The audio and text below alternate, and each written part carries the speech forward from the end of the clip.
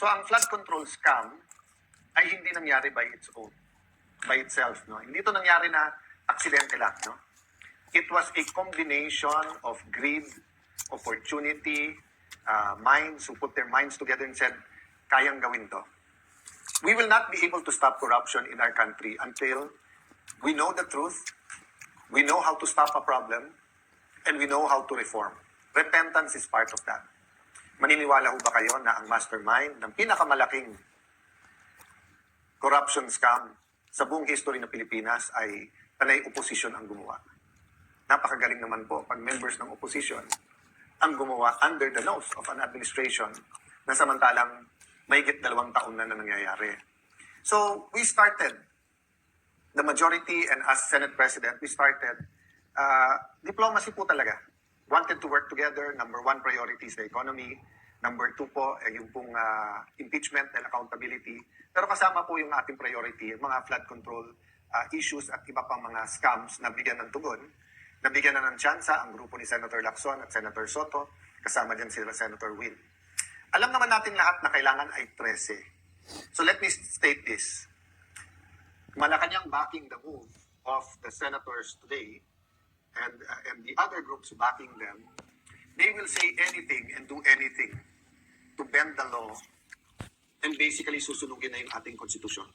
So when I said a while ago that I am still the Senate President, the legitimate, the legal, moral. Kikinig muna tayo dito kay Senator Alan Cayetano dahil sa June 3 ngayon ay nagkaroon ng plenary session sa Senado. Oh my gosh. Wala na. Bardagulan na yung Senado. Senate President, it's not about me, it's not about the position. Anytime po, pwede po ako mag-resign, pwede kong ibigay ito sa iba kung may 13. This is about democracy. This is about an independent Senate. This is about fighting corruption. You cannot say you love democracy, but walang checks and balance. Hindi pwedeng sabihin you love democracy, pero pag mali yung numero, invento na lang po tayo. I don't know how much time I have. There's so much I want to tell the Filipino people. Some of it you might think is very productive.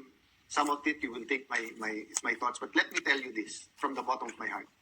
God loves the Philippines. Ulitin ko po God loves the Philippines. So we have to take a step of faith. Sabi sa book of James, faith without action is dead. Patay ho ba ang ating paniniwala at pananampalataya? Kung mahal natin ang Pilipinas, we have to do something about it. Why do I say this? Well, first the Senate. 12, may quorum. Samantalang malinaw sa Constitution, 13. Yung case na sinasabi nila, iba, continuing po yun. Nag-umpisa silang may quorum, umalis yung iba. Ito po, kahit saan nyo pong tignan, sa Constitution, mali. Sa rules po ng Senate, kailangan yung presiding officer, yung Senate President, kung hindi, yung Senate President Pro Tem, kung hindi, yung Majority Leader, or yung Assistant Majority Leader. Wala po doon na nagsasabi kahit win ang pangalan mo, hindi po win yun. Wala po sa rules yun. Wala po yung 12. Alam po nung lahat yon. Pero ipalagay na po natin, yan ang theory nila at pagpipilitan nila. Siguro po kung Senado lang ang problema, then tuloy ang buhay natin. You know, life is so complicated. Existence in the Philippines is so hard that etong politika para sa politiko lang. But what happens to the impeachment? So sa impeachment ho ba ngayon, mag-aaresto ng 2, 4 pa? Para pag sinabi nilang 22, pwede ng 12. So pag 20 na lang o 18, pag 18 na tira, 12 na lang pwede mag-convict. At pagkatapos, paano pagka constitutional change na ang gagawin? At ayaw rin pumayag ng ibang senador. Ikukulong na rin po ba? Malinaw na malinaw po ang konstitusyon at rules po ng Senado. You cannot declare all positions vacant with a number of 12. You cannot even hold a session because walang quorum. Assuming may quorum, you need 12 to remove a Senate President, and then you need 13 to remove a Senate President. Okay, lilinawin ko po You need 12 for any position below the Senate President Pro Tem. So kahit anong chairmanship, majority actually pwede na.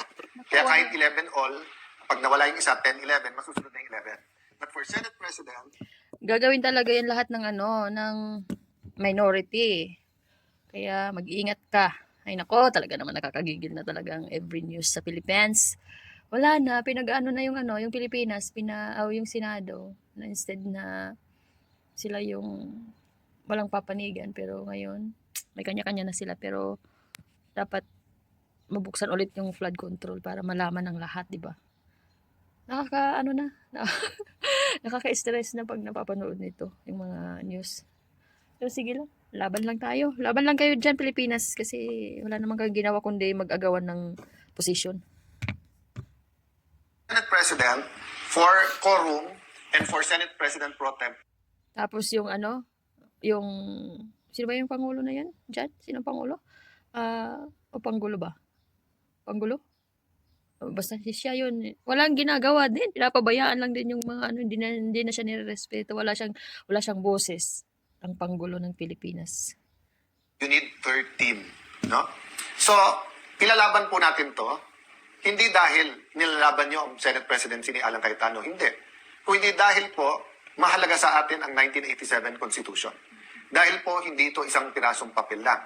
I'm issuing a memo to the Secretariat and to the Office of the Sergeant at Arms to keep the Senate open tomorrow. We will have the Blue Ribbon Committee. As Senate President, nasa authority ko po ang premises ng Senado. Do not padlock the Senate. Do not have an excuse na may rally. Parati naman may rally sa Senate. Do not tempt the Filipino people to come out in thousands, hundred thousands, and millions. We are not provoking a political crisis here. You are provoking a crisis. Yeah. Sabi nila, trabaho yung issue.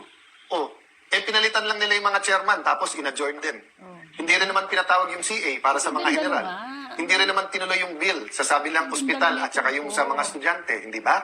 So, kitang-kita po kung ano ang kanilang intensyon.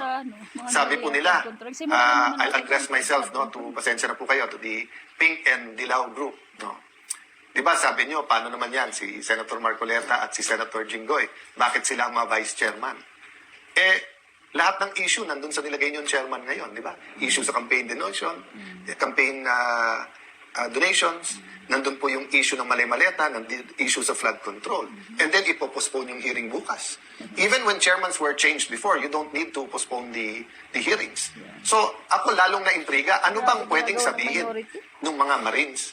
Ano bang pwedeng sabihin ng Ombudsman, DOJ at saka DPWH na pati konstitusyon natin ibabasura para lang dito? So yes, I'm appealing for calm. I'm appealing for prayers. But I'm also appealing that we put action to our faith. I will do what I can. I will go to the Senate before 10 o'clock. I will do what I can para buksan yung session hall at nandun po ang hearing natin. My authority now comes from the Constitution, but my strength will come from your prayers and will come from the fact na ang ating bansa ay dapat ipaglaban. I still remember the day that my dad called us together at lumuluha siya at sinabi niyang mag-abroad na kayo because magkakagulo and we don't know what will happen. We may be arrested, we may be killed. That was either February 21 or February 22. I think it was 21, no, before that day. And we all hugged him and sabi namin, if you love your country, we love our hindi ka namin iiwanan. So, malayo tayo sa crisis, mga kababayan. Malacanang, malayo tayo sa crisis. Why are we bringing it to a point of a political crisis na mahirap i-atras? The hearing is confined. So, Confined. yes, the notice of cancellation from the illegitimate, the illegitimate is not the committee. No, hindi ko ginagaya si Senator Erwin na ginagamit yung word na bastard. Kasi ngayon, whether or not you're a single parent, whether or not you're legitimate, tao ka pa rin. I'm talking legitimate, meaning hindi siya legal. Senator Erwin is not the legal chairperson of the Blue Ribbon Committee. Okay? Senator Pia Cayetano is the chairperson because there was no quorum, there was no session under the law that took place. Daming issue sa Supreme Court, yung unprogrammed funds, yung legality ng 2025 budget. Ang dami pong issue sa Supreme Court. Again, ulitin ko po, ang pinakamalaking problema ng ating kababayan ngayon ay presyo. Presyo, trabaho at kita. Dadagdagan pa ba natin? You have manufactured a crisis since May 11 by saying magulo kami. Yeah. Then you come up with this solution. One day, today, papunta sa SONA.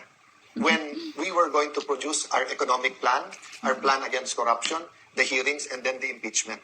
So, I will rest my case there. As I told you, there's a lot of things I want to say, but if we love our country, pray for our country. If we love the Senate, I'm addressing myself sa mga empleyado ng Senate, I don't care yung mga binubulong sa akin dyan na, over the years, eto mga appointee ni Senator Drilon, eto mga appointee ni Senator Soto, etc. I believe that all of you love the Senate. So it's time to speak up, to tell your bosses, whether sila nasa majority or minority, we won't stand for this. Because there's no difference of padlocking the Senate during martial law sa ginagawa ngayon na Nagawa ng martial law. pinupunit, binubura, binabasura, sinusunog ang ating Philippine Constitution. Again po Alan Cayetano is not the issue here. My Senate presidency is not an issue there. I told you from the start, I'm the walking dead. Walking dead as Senate President. Ano ibig sabihin? Anytime yung hatol natanggalin sa akin. But ang problema po, ine-escalate nila. So I really hope po that this is not about impeachment, this is not about changing the Constitution. Nakakapagtaka po, yung pagka-execute, biglang sasabihin na ng House of Representatives na kinikilala si Senator Win, sinasabi na ng Malacanang. Diba? I mean, guys, res ipsa loquitur. Yeah. Diba? I won't elaborate. Kayo naman, I won't use the words to describe what's coming now. Why? Because you are as intelligent as I am. You are as patriotic as I am. The question lang is, what are we going to do about it? Pray for us. Pray for Senator Marcoleta. Pray dun sa natira sa majority because paglalaban natin ang ating bansa. God bless you all. Good night po sa inyong lahat. So, wala na nagawa ang Pilipinas. Wala na nagawa ang Senado. Wala na sa kanila. Every week na lang may papalit. Haroy, sige na lang. Wala naman tayong alam sa batas. Kinig lang tayo sa kanilang mga alituntunin. Kakainis na. Anyways, that's for all.